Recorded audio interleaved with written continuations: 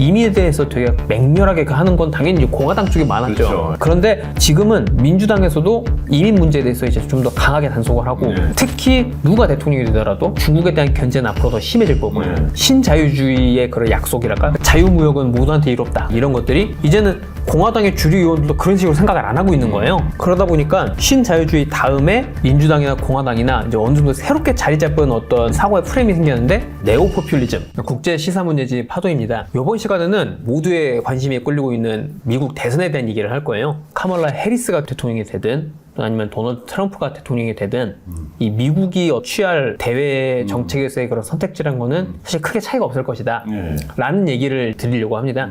과거의 대표적인 미국의 경제나 뭐 대외 정책에 대한 스탠스라고 한다면은 소위 이제 우리들 많이 얘기하는 그 신자유주의, 그렇죠. 네오리버럴리즘을 들 수가 있는데 사실 신자유주의가 뭐냐 이거로 들어가면 또 정말 얘기가 끝이 없습니다. 그런데 보통 일반적으로 생각할 때는 민주당 쪽 사람들은 맨날 신자유주의들 되게 두들겨 패고 공화당 쪽은 막 그쪽으로 계속 가려고 그렇죠. 하고 뭐 이렇게 인식을 하고 있지만은 사실은 이제 이미 미국에서는 신자유주의의 그런 약속이랄까 그러니까 자유무역은 모두한테 이롭다 그렇죠. 라든지 이런 것들이 이제는 공화당의 주류 의원들도 그런 식으로 생각을 안 하고 있는 거예요.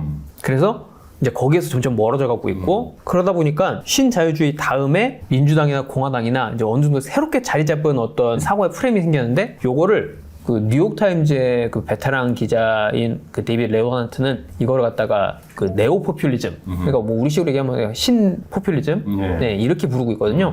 요번 이야기는 이제 그 기사에 대한 얘기들을 위주로 하게 될 거예요. 그러니까 사실은 예전에 한 15년 전만 해도 다들 입에 달고 다녔던 단어가 국경을 넘어서 그다음에 글로벌리제이션, 뭐 시장, 글로벌 스탠다드 맨날 그 입에 달고 다녔잖아요. 근데 어느 순간부터 갑자기 그런 이야기가 사라진 거거든요. 요즘에 가장 유행하는 단어는 지정학 아니에요. 예전에는 지정학이라는 표현을 거의 안 썼거든요. 근데 최근에 보면은 또 온통 다 지정학 많은 사람들이 그런 얘기를 하는 거 보면은 아 시대가 확실히 바뀌긴 바뀌었구나. 지정학이라는 건 이제 더 이상 시장만 가지고 세상이 움직이는 게 아니고 국가와 국가 간의 힘겨루기를 해낸다는 거거든요. 그러니까 이제는 확실히 분위기는 바뀌었죠. 근데 이 분위기가 미국 같은 경우도 트럼프가 예컨대 뭐 갑자기 중국에 대해서 반중 이야기하고 디커플링을 이해했는데 그러면은 오바마를 물려받았던 민주당은 거기에 대해서 반대하고 다시 우리는 또 글로벌리제이션을 갖다가 우리 미국이 주도해야 된다고 그렇게 할 줄 알았는데 막상 바이든 행정부가 등장하고 나니까 또 다시 디커플링하고 말을 약간 낮춰가지고 디리스킹 정도로 하는 거거든요. 그걸 보면은 미국이란 나라가 말과 레토릭에서는 굉장히 무슨 양극화가 있는 것 같은데 막상 해보면은 초당적으로 합의를 잘하더라 이거예요. 생각보다 잘하면서 가는 거 보면은 미국이 확실히 중도주의적인 게 있다 이런 얘기를 하고 있는 것 같습니다. 아무래도 언론 기사들은 정치인들의 말이나 이런 것들에 더 집중하기 마련이잖아요. 그런 것들을 보면은 지금만큼 막 양극화가 심한 시대가 없었던 거였죠.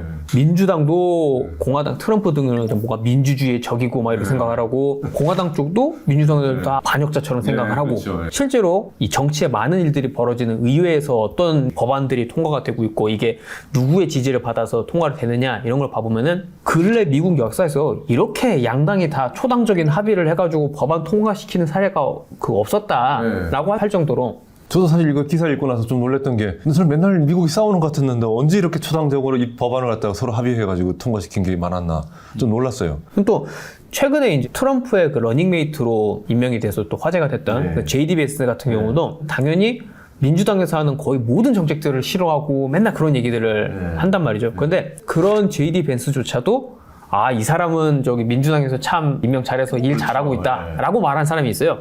JD 벤스가 이런 평가를 한 사람은 리나 칸이라고 미국의 독점 같은 이런 것들을 규제하는 기구의 그 수장으로 임명이 된 사람입니다. 임명됐을 때 논란이 많았어요. 왜냐면은 사실 상당히 젊은 학자예요. 지금 이제 한 30대 초반인가 중반인가? 그 정도로 알고 있거든요. 그게 근데 위원장을 하는 거예요, 이렇게? 네. 거래위원장. 우리말로 좀 공정거래위인. 그렇죠, 그렇죠. 독점 이런 것들을 어떻게 이제 막 분쇄할 것이냐 이런 것들 상당히 급진적인. 그래서 임명이 됐어도 말이 많았어요. 반독점의 투사급의 사람을 갖다가 임명을 해버렸으니까 심지어 이제 민주당 일각에서도 처음에 임명됐을 때 좀 불안하다는 얘기가 나올 정도로였는데 JD 벤스가 일 잘한다라고 할 정도였다는 거죠. 이게 무슨 얘기냐면은 우리가 그동안에 막연하게 공화당이나 민주당에 대해서 공화당은 이런 성향이고 민주당은 이런 성향이고 이렇게 했던 것들이 조금씩 많이 바뀌어가지고 벤 다이어그램 이런 거 그려보면 이게 공통점이 나오잖아요. 그렇죠. 네. 이런 그게 생기고 있는 거예요. 근데 이제 제이디 벤스나 리나 칸이나 둘 다 공유하고 있는 그 어떤 성향은 독점 대기업에 대한 어떤 그 불만. 그 근원은 다르죠. 반독점을 확실히 좌파하고 우파가 좀 만날 때가 있는 것 같아요. 특히 대기업이 독점을 많이 한다면은 진보 쪽에서 봤을 때는 야 우리 일반 민중들을 갖다가 보호하기 위해서라도 이 독점 못하게 해야 된다 이런 생각이 들 것 같고 그다음 제이디 벤스 같은 경우는 시장주의 입장에서 공화당은 시장을 되게 중시하잖아요. 그러니까 시장을 확대하기 위해서 우리 반독점해야 된다. 그래서 예컨대 반독점법을 만든 사람이 시오도르 루즈벨트인데 시오도르 루즈벨트가 공화당 대통령이었잖아요. 그러니까 그런 거 보면은 좌우가 만날 수 있는 그런 컨버전스가 있겠구나 생각됩니다. 정치학에서 이제 그런 용어가 있거든요. 그러니까 정치 질서, 그러니까 political order라고 하는 이제 표현이 있는데 어떤 의미냐면은 어떤 정치 질서가 형성이 되면은 정파가 다르더라도 결국은 그 바운더리 안에서 이제 하게 된다라는 의미에서 이제 이걸 정치 질서라고 하는데 그러니까 이제는 확실히 정치 질서라는 게 바뀐 거죠. 그러니까 옛날에는 한 90년대 이때까지만 해도 신자유주의라는 정치 질서가 있어서 여기서는 민주당이나 공화당이나 기본적으로 그런 베이스 이런 걸 깔고서 심지어 대중 노동자들은 별로 그렇게 신자유주의적 개혁이나 이런 거에 공감을 안 했음에도 불구하고 이 민주당이나 공화당의 엘리트들은 그 방향이 옳다라고 생각을 했으니까 한 시대를 갖다가 좌우 고목을 막론하고 이렇게 지배하고 있는 패러다임이라든지 아니면 헤게모니라든지 아니면은 사이트가이스트 시대 정신 이런 거. 그런 것들이 확실히 90년대 뭐 00년대까지만 해도 그런 신자유주의적 그게 있었는데 이제는 2010년도부터 약간 그런 조짐들이 보였었다가 2020년대 이렇게 되면은 확실해지는 거는 아 이제는 공화당이나 민주당이나 모두 이 자유시장은 옳다라든지 이런 것들에 대해서 이제 확 멀어졌단 말이죠. 요 잠깐 제가 짚는 거 하나 말씀드리고 싶은 게 하나가 그 몽테스키우라고 있잖아요. 그 프랑스의 몽테스키우가 쓴 책을 우리가 보통 번역을 법의 정신이라고 번역하거든요. 영어로 하면은 이제 Spirit of Laws인데 정확히 말하면은 수많은 법들이 있는데 법들 하나하나 다 체크할 필요 없이 법들 뒤에 있는 정신 하나 그 패러다임만 바꿔내면은 법안이 100개 쏟아지고 나면 대충 그 방향으로 간다는 거예요. 그러니까 정확한 번역은 뭔가면은 법들 뒤에 숨어 있는 정신. 거기서 나온 표현이 바로 독일에 가가지고 시대 정신을 바뀌었대요. 몽테스키우가 했던 이야기, 법들의 정신, 그게 바로 이제 한 시대를 장악하고 있는 패러다임이죠. 그러니까 그렇게 되다 보니까 이제는 공화당에서 추진하는 거나 민주당에서 추진하는 거나 사실은 그렇게 큰 차이가 없고 오히려 트럼프 정부에서 추진했던 중국에 대해서 관세를 세게 매긴다든지 이렇게 했던 것도 일반적인 과거의 상식이었다면은 이제 민주당으로 정권이 바뀌었으면은 이제 그런 걸 철회하고 자유무역이나 이런 쪽으로 돌아올 줄 알았더니 웬걸 더 세게 때리네? 그러니까 이런 식으로 우리가 그전에는 상상하기 힘들었던 어떤 정책의 연속성이라는 게 정권이 바뀌어도 생겨난단 말이에요. 정치권 안에서도 이제 기본적으로 이 어떤 사고의 어떤 패러다임이 이제 바뀌었기 때문에 우리는 항상 다음 대통령이 누가 될 것이냐에 대해서 엄청나게 많은 게 바뀔 것처럼 보고 있긴 하잖아요. 물론 언론은 또 그런 것 때문에 그렇게 해서 먹고 사는 것이기도 하고 한편으로는 누가 대통령이 되더라도 이 패러다임이 바뀌었기 때문에 이거는 앞으로 크게 변하지 않을 것이다 라는 게 있거든요. 또 사실은 이걸 알고 있어야지 앞으로 단순히 미국 정치뿐만 아니라 뭐 세계 정치 돌아가는 모습 이런 것들에서 아 이렇게 되면 이제 이렇게 되겠구나 예측을 하는 데에도 중요한 역할을 할 거라는 거죠. 그러니까 사실 트럼프 같은 경우가 자기는 굉장히 작은 정부를 이야기할 거 아니에요. 공화당이니까. 저 민주당 사람들은 큰 정부 만들어가지고 돈도 많이 쓰고 권력을 너무 집중시켜 하는데 트럼프의 행동을 보면 꽤 제왕적이거든요. 중앙정부에서 전체를 다 리드하려는 그런 게 보이잖아요. 그러면은 작은 정부라고 그러는데 자기 행동은 큰 대통령. 이런 것도 보면은 결국은 미국도 옛날에 300만이었던 작은 공화국 시대에서 이제는 3억 5천을 향해 가고 있거든요. 그러니까 3억 5천에 걸맞는 좀 거대한 국가로 결국 미국도 그 방향을 가지고 있는 거 아닌가. 그런 와중에서 잠시 나왔던 뭐 시장에만 맡기자. 시장이 좋아 라고 하는 그 분위기는 이제는 조금 힘들지 않겠는가. 이 글도 보니까 결국은 시장을 중심으로 했던 일종의 신자유주의적인 워싱턴 컨센서스의 시대는 가고 결국은 국가가 개입을 하는데 개입을 어떻게 할 거냐를 놓고 공화당과 민주당이 조금 맞서고 있다 이런 정도로 이해하면 될 것 같아요. 그러니까 이게 재밌는 게 미국의 최근 정치적인 역사를 보면은 이런 어떤 초당적인 흐름을 만드는데 큰 공헌을 한 게 사실은 트럼프 대통령인 거예요. 왜냐면은 아직도 전통적인 공화당 주류 의원들은 기본적으로 갖고 있던 스탠스가 그 신자유주의적인 그런 입장들이 있기 때문에 이렇게 이제 와서 뒤집거나 하기가 되게 어려운 상태였었는데 트럼프가 나타나서 기존의 어떤 공화당 정책 강령이나 이런 거에 완전히 정반대되는 얘기를 했는데도 불구하고 오히려 그것 때문에 더 많은 인기를 얻었단 말이죠. 그렇죠. 트럼프가 성공을 하고 나니까 그 다음에 공화당의 주류 의원들도 그래? 그럼 나도 바꿔볼까? 그래서 자연스럽게 그게 바뀌게 됐다는 거예요. 정치가들은 일단 선거에서 이기는 게 중요하기 때문에. 예. 트럼프 이전에 공화당이라고 하면 이미지는 미국의 자본가들, 뭐 기업가들 중심이 아니면 큰 농장을 가지고 있는 사람들 이런 느낌인데 트럼프 자신도 엄청 부자잖아요, 사실은. 그럼에도 불구하고 마치 그 블루칼라 백인 노동자들하고 굉장히 가까운 느낌. 이건 처음인 것 같아요. 공화당 대통령이 블루칼라 육체 노동자들인데 그 백인들, 좀 가난한 사람들 이런 사람들의 대변자를 자처하는 것도 제가 봤을 땐 좀 특이한 그런 거죠. 그리고 또 트럼프 이후에 바이든 대통령이 민주당 후보로 이제 대통령이 된 것도 레오나트가 그 네오포퓰리즘을 부르는 그 흐름에 또 일조를 했다고 이제 봅니다. 왜냐면은 바이든이 무대 뒤에서 계속 상대방 설득을 시켜가지고 초당적으로 이렇게 협력을 하게 하고 사실 이런 거에 되게 공을 많이 기울인다고 해요. 그래서 본인이 이렇게 스포트라이트를 다 독점하려고 하는 그런 타입이 아니고 어쨌든 모두가 힘을 모아서 같이 나라를 위해서 이렇게 하자 이런 식으로 설득을 되게 잘한다고 합니다. 오바마 때는 오바마의 딴죽을 걸기 위해서 그냥 무조건 합의를 안 해주던 그 의원들도 있었어요. 그런데 그런 사람도 꾸준히 설득을 해가지고 사실은 최근 민주당 대통령 중에서 그 바이든만큼 초당적으로 법안을 통과시키고 그 성적을 비교를 해보면은 성적이 상당히 좋다는 거죠. 저도 바이든의 리더십에 관련된 이 기사를 보면서 좀 놀랐던 거는 바이든 표 법안이라고 그러면은 이 라이벌들이 반드시 그걸 놓으란 말을 일단 해야 될 거거든요. 근데 이 바이든 스타일이 뭔가 하면은 자기가 빛을 안 봐도 좋으니까 일단 법안을 통과시키겠다. 그래서 자기는 오히려 뒤로 빠진다고 그러더라고요. 그러니까 그런 거 보면은 야, 이거 참 보통 사람 아니구나. 일단 좋은 사람이라는 느낌 들더라고요. 그래서 야, 이 사람 법안을 되게 중시하는 사람이구나. 그 덕분에 인기가 없는지 모르겠는데.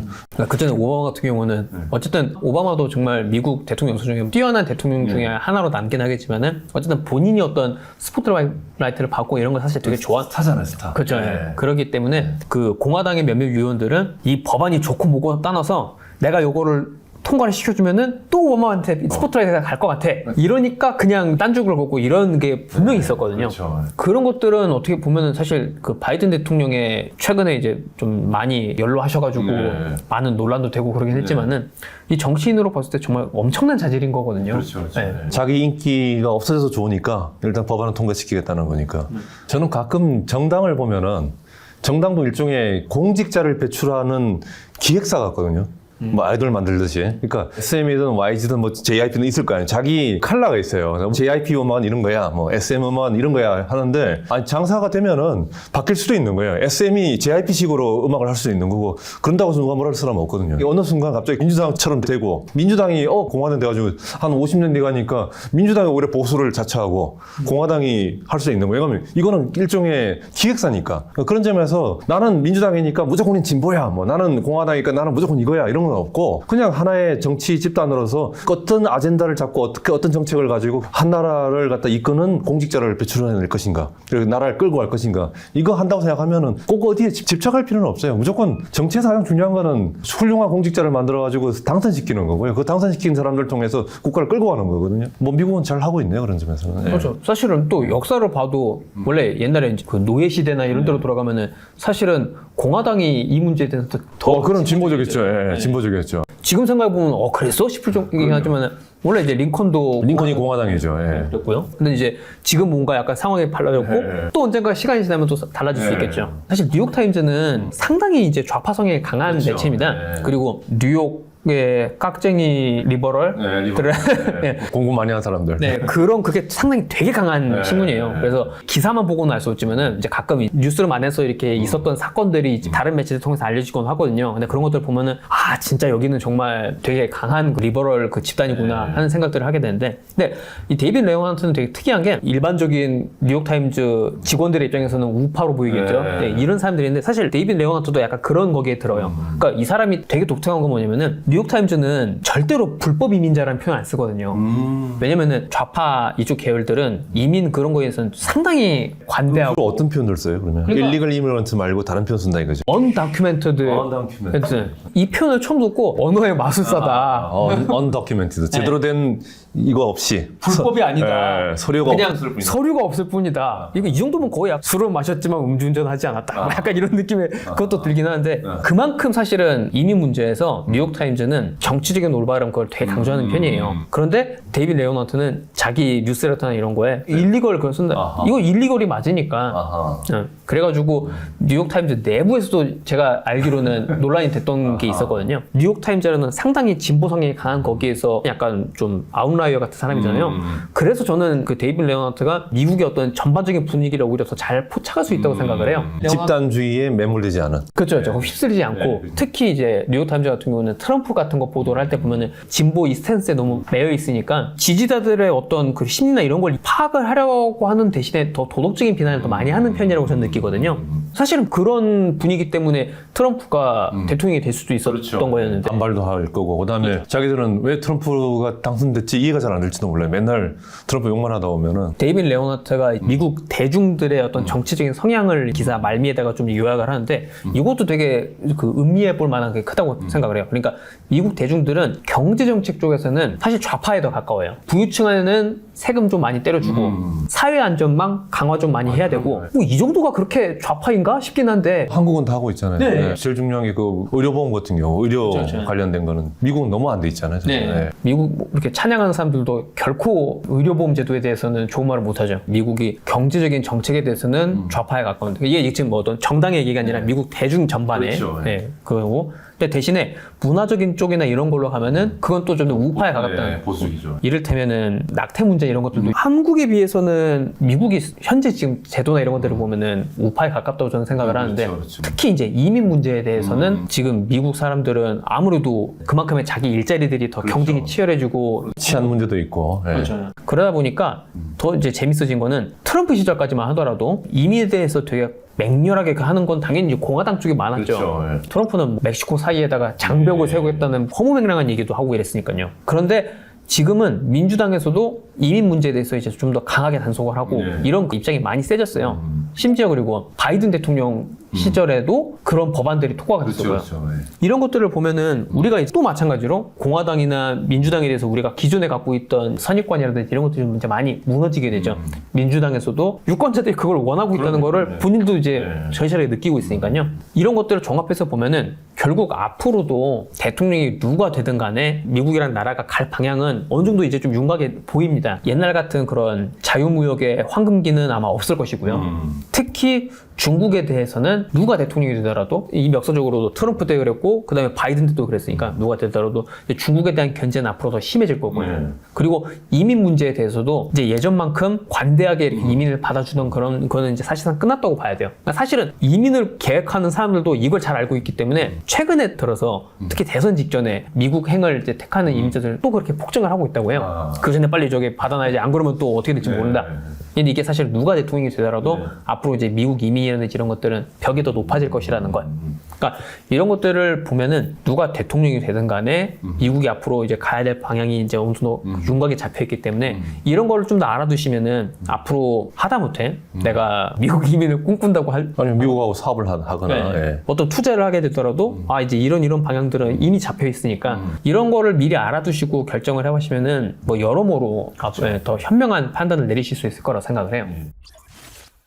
이번 시간에는 뉴욕타임즈의 그 데이빗 레오나트가 워싱턴 컨센서스, 소위 말하는 이 신자유주의 이제 이 합의를 무너지고 이제 새롭게 등장한 워싱턴 정가의 새로운 정치적 패러다임, 네오 퍼퓰리즘이라고 부르는데 제가 생각해도 꽤 적절한 표현인 것 같긴 해요. 그리고 한마디 좀 더 붙인다면은 미국은 이제 3억 5천을 향해서 가는 거대한 국가입니다. 예 19세기의 방식으로 이렇게 자유방임, 작은 정부만 가지고는 아마 어려울 거예요. 물론 너무 사이즈가 막 커지고 예산 많이 먹으면 안 되겠죠. 그러니까 가급적 작지만은 좀 더 효율성이 강해지는 그리고 국가에 대해서 정책을 갖다가 조금 더 적극적으로 펼쳐나가는 그 방향으로 결국은 가게 되지 않을까. 그 방향으로 가는 데서 지금 공화당도 민주당도 일종의 새로운 컨센서스를 마련해 가는 게 아닌가 저는 그렇게 보고 있습니다. 그래서 이번 시간에 미국의 새로운 정치적 그런 패러다임에 대해서 알아봤고요.